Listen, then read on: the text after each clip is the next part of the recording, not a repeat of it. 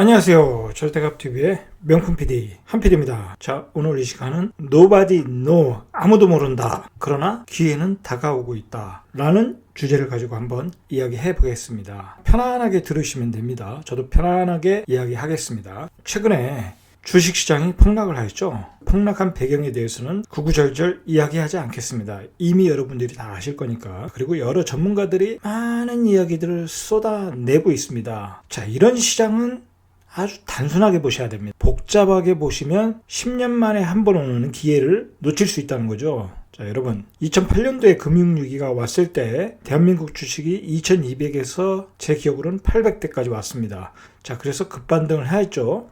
그래서 2000까지 갔죠. 그때 거의 100% 상승률을 빚었죠.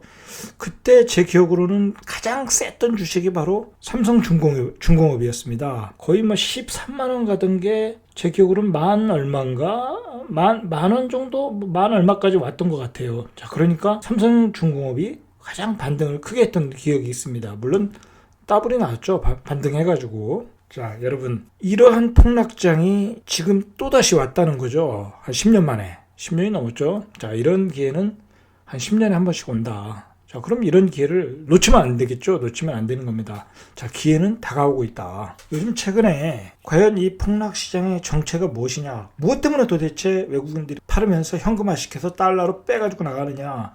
자, 그게 아무도 모른다는 거죠. 그 실체를. 뭔가가 있다. Nobody know 공포. 바로 그 얘기입니다. 신문에서 나오는 Nobody know 공포. 어디서 폭탄이 터질지 모른다. 우리는 이런 시장에 접근할 때 핵심만 접근하면 되는 겁니다. 여러 가지 상황을 놓고 보면은 이 사람 말이 맞고 저 사람 말이 맞고 헷갈려서 판단을 못한다는 얘기죠. 제가 보기에는 어떤 시장의 맥만 잡으시면 된다는 겁니다. 자, 맥은 뭡니까? 자, 간단한 겁니다. 2008년 이후에 초저금리가 되면서 많은 돈들이 풀려나갔죠. 기업들한테. 예를 들어서 지금 미국 시장의 문제니까 미국에 우리가 국한을 해서 보자는 거죠. 팬데믹까지 갈 필요가 없습니다. 팬데믹까지. 자, 미국에 대해서만 국한하면 많은 달러들이 채권의 형태로 기업들한테 흘러들어갔다. 그 중에 많은 돈이 셀가스와 관련된 기업들한테 넘어갔다. 팔려갔다. 자, 그럼 그 사람들이 그 셀가스에 관련된 채권이 많겠죠. 또 그 밖에 기업들도. 자, 그런데 국가가 하락을 하고 그 다음에 코로나 바이러스로 인해서 미국의 경제가 스톱을 했다는 거죠. 미국의 경제가 스톱을 하니까 미국의 경제는 소비 주도의 경제입니다. 그 소비 주도의 경제가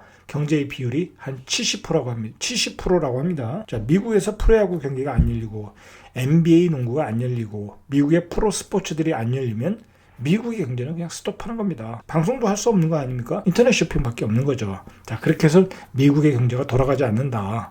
자, 그래서 미국의 기업들이 많은 채권을 발행했는데 만약에 그 기업들이 그 거대 공룡 경제 활동이 안 된다고 하면 파산할 수도 있다. 그래서 그 파산하는 기업이 나올 수 있다. 그래서 미국의 주식들이 지금 연일 폭락을 하고 있다는 겁니다. 자, 우리는 그 사실만 기억을 하면 될 것 같아요. 자, 그래서 현금화할 수 있는 주식들을 팔고 있다. 자, 그게 대한민국 시장이고 대만 시장이다. 가장 견실한 시장, 가장 현금화하기 좋은 주식, 삼성전자 아닙니까? 그래서 삼성전자를 연일 팔고 있고 그걸 연일 우리나라 대한민국 개미들이 받아주고 있다. 그래서 그것을 신문에서 비평하기를 개미 동학운동이라고 합니다. 자, 삼성전자를 지금 개인들이 많이 받아주고 있다. 이 부분도 조금 조심을 해야 될 것 같아요. 자, 한 단계 더 하락할 수도 있다는 거죠. 그냥 여기서 그냥 올라가기는 좀 버겁다. 자, 그 얘기는 나중에 하시고. 자, 오늘 얘기는 그 얘기가 중요한 게 아니라 자, 시장의 맥은 그거라는 겁니다. 그리고 미국의 그 주식 투자, 미국의 자산의 개인들의 자산의 비율의 46%가 주식이라고 합니다. 직접 투자도 하지만 그 다음에 펀드로 맡긴 것까지 합쳐서 46%. 자, 미국은 배당률이 좋으니까 개인들이 주식으로 사서 배당을 받는다는 거죠. 자, 그러다 보니까 환매도 많이 일어날 수도 있고, 그리고 환매가 많이 일어날 수 있다는 거죠. 자, 위기가 오기 전에, 위기가 가시화되기 전에 빨리 팔아라. 그래서 현금으로 보내라. 자, 그 얘기라는 겁니다. 지금 시장의 핵심은 그거라는 겁니다. 제가 보기에도 그렇고, 전문가들이 다 보기에도 그게 시장의 핵심입니다. 자, 중요한 거는 어떤 기업이 부실한 기업인지 모르니까, 자, 그 지뢰밭이 뭔지 모르니까 가격이 많이 떨어지고 있다라는 거죠. 자, 폭락하고 있다. 그래서 대한민국 주식도 지금 폭락 중이다라는 건데 우리는 이걸 기회로 생각하자는 거죠. 자, 이 미국이 29,000에서 지금 한 19,000. 10,000포인트가 빠졌죠. 예를 들어서 자, 우리나라 2200에서 1457, 2600에서 1457까지 빠졌죠. 자, 여러분 설령 뭐 IMF가 왔다, 그 다음에 미국의 어떤 구제금융이 들어갔다. 뭐 미국의 구제금융은 기업에 대한 구제금융으로 들어가는 거죠.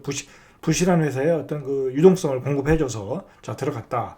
자 이제 기업들이 그런 기업이 나오면 그렇게 하겠다는 거지 않습니까? 달러를 확 풀겠다는 얘기니까. 그렇게 하더라도 예를 들어서 29,000 갔던 게 10,000포인트까지 가겠습니까? 10,000포인트도 갈 수 있죠. 예전에 그 2008년도에 제 기억으로는 그때 고점이 얼마인지는 제가 정확히는 모르겠는데 예를 들어서 2만이었다. 예를 들어 한 2만 정도는 간 것 같아요. 2만 정도. 자, 그런데 8천 몇백 정도까지 떨어졌었습니다. 그러니까 거의 반이 더 날아갔던 거죠. 29,000에서 반이면 예를 들어서 15,000, 14,000, 예를 들어서 13,000, 14,000. 자, 그 정도면은 2008년 정도의 위기에 다다른 거다. 물론 그것보다 더 빠질 수도 있죠. 10,000 근처까지도 갈 수 있는데 예를 들어서 14,000, 5,000. 예를 들어서 지금 19,000 얼마니까 자 거기서 한 두 번 10% 때리면은 15,000원이라는 얘기죠. 아무리 세계 금융 강국, 세계 경제 강국, 세계 그 첨단 산업의 강국이 그 나라는 어떤 나라입니까? 그 달러를 자기네들이 찍어낼 수 있는 나라입니다. 대한민국하고 틀립니다. 대한민국이 달러의 유동성에 문제가 있다. 달러가 모자르다. 그러면 미국에다 통화 스와프를 요구를 해서 땡겨와야 되는 상황이지만, 아쉬운 그 상황이지만, 미국은 그렇지 않죠. 미국은 자기네들이 달러가 부족하면 찍어내면 되는 겁니다. 그래서 기축통화 아닙니까? 기축통화. 미국은 그런 위기가 오면 분명히 찍어낼 거라는 거죠. 헬리콥터에서 뿌린다고 하지 않습니까? 자, 미국은 그런 식으로 위기를 극복할 거다. 자, 그러면 우리는 그 가격, 최저 하한대만 정하자는 거죠. 그러면 미국은 예를 들어서 한 14,000, 더 떨어지면 11,000. 많이야 깨지겠습니까? 그렇게는 보지 말자는 거죠. 너무 비관적으로는. 자, 그러면 예를 들어서 그렇게 바닥을 잡고 한 대한민국 주식도 마찬가지입니다. 예를 들어서 1457. 제가 제 생각으로는 저번 주에는 상상도 못했던 가격입니다. 1457. 한 1600 정도는 지지할 거다 했는데 갑자기 1457을 찍었죠. 자, 그러니까 거기서 급반등이 나온 거죠. 급반등이 나온 겁니다. 너무 많이 떨어졌다. 그러면서 개인의 그 유동성 자금들이 부작이 들어온 거죠. 자, 근데 미국이 또 위기로 간다. 위기가 나오면서 그 기업의 부실들이 나온다. 자, 그러면 우리나라 주식도 1,100까지도 갈 수 있다는 겁니다. 어쩌면 1,000이 조금 살짝 깨질 수도 있다는 겁니다. 자, 그러면 여러분, 1,000이 됐는데, 1,100이 됐는데, 그 상황에서 주식을 사야 될까요? 안 사야 될까요? 그건 각자가 알아서 하시면 됩니다. 각자가. 저는 삽니다. 저는 대출을 받아서라도 삽니다. 저는. 그리고 단계별로 살 계획이 다 되어 있습니다. 제가 왜 이 말씀을 드리냐면 여러분 제가 보기에는 이건 분명히 10년 만에 한 번 오는 기회다. 자, 그리고 제 유튜브를 보시는 분들은 대부분이 그 부동산을 하시는 분들이죠. 그동안 저는 부동산에 관한 프로그램을 많이 만들어서 좋은 정보들을 많이 알려드렸죠. 자, 그런데 여러분 부동산만 해가지고서는 큰 부자가 될 수가 없습니다. 제가 보기에는 기간이 오래 걸린다는 거죠. 자, 제가 왜 이 말씀을 드리냐면 여러분 부동산과 그리고 금융, 주식 같이 하셔야 된다는 겁니다. 그걸 두 개를 같이 하셔야 내가 빠르게 돈을 벌 수 있다는 거죠. 예를 들어서 이런 폭락장이 왔다. 자, 그래서 내가 어느 정도 그 현금이 있어서 그 주식을 샀다. 자, 그럼 그 주식에서 100% 수익을 내야 되겠죠. 이런 장은 100% 수익을 내야 되는 장입니다. 주식으로. 자, 그럼 수익을 냈다. 자, 그러면 다시 이제 집값이 또 반등을 하겠죠. 잠깐 주초마다 또 반등을 할 것입니다. 그러면 그 돈을 가지고 또 집을 사야 되는 겁니다. 아파트를 사야 되는 거죠. 자, 그러면 또 그 아파트가 또 오를 것이다. 자, 아파트에 들어가서 또 100% 수익률을 내고, 자, 그렇게 순환하면서 돌려가야 된다는 겁니다. 순환하면서. 자, 여기서 또 한 단계 더 나가면 또 채권까지 갑니다. 자, 거기까지는 우리가 얘기할 거 없고, 자, 이렇게 가야 된다는 겁니다. 그리고 장기 투자하는 주식도 조금 사놓고, 배당 위주로. 예를 들어서 좋은 주식 많지 않습니까? 중국의 그 내수 주식들도 있고, 그런 쪽으로 이렇게 장기 투자도 조금씩 해가면서, 그렇게 금융과 부동산의 적절한 포트폴리오를 가지고 움직여야 된다. 그래야 내가 빨리 부자가 될 수 있다는 겁니다. 자, 그러한 기회가 지금 저는 왔다고 봅니다.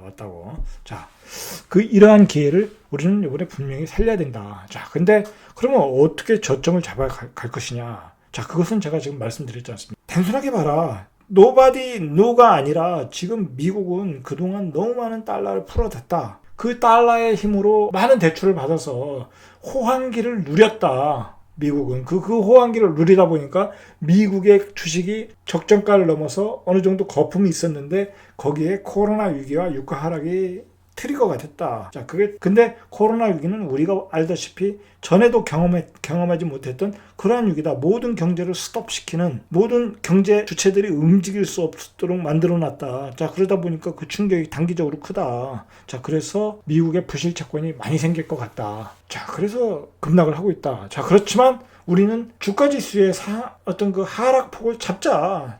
예를 들어서 10,000포인트를 잡으시던지, 만이 바닥이라고 생각하시면 10,000원 들어가시고, 15,000원이 바닥이라고 하면 15,000원 들어가시고, 13,000포인트가 바닥이라고 하면 거기서 들어가시고 전략을 세우시라는 겁니다. 지금 계획을 세우셔서 자금을 준비를 하라는 겁니다. 지금.